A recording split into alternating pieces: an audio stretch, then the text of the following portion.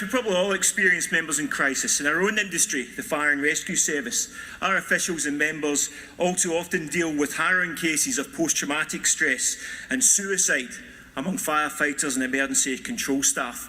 We lose too many members to the incidents they've attended, the sights they've seen, the experiences they've suffered, from cutting bodies free from car crashes to listening to people screaming and dying at the other end of the emergency call line. Too many of our people are suffering, and we are absolutely determined to deal with it. But the scale of the issue is huge. Last year, Mind, the mental health charity, released the results of an online survey which included the views of over 200 firefighters.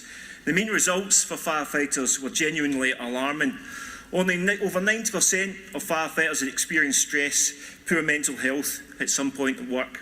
Nearly 1/3 of firefighters had experienced a mental health problem, and over 40% had been prescribed medication due to stress. And further research shows that post-traumatic stress rarely happens alone.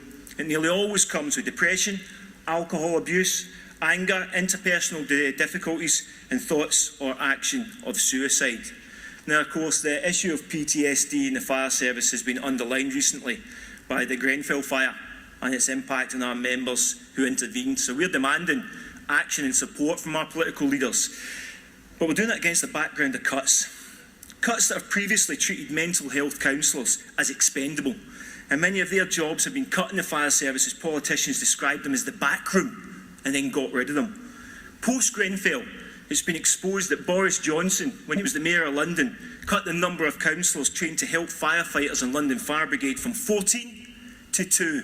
Dear God, how they're needed now. I'm going to leave the last word to a London colleague who attended the Grenfell fire. He's asked to remain anonymous, but he said this: "It was absolutely horrific at Grenfell, and it's still very, very raw. I've seen some really horrible things that I've never seen before, and hope that I'll never see again.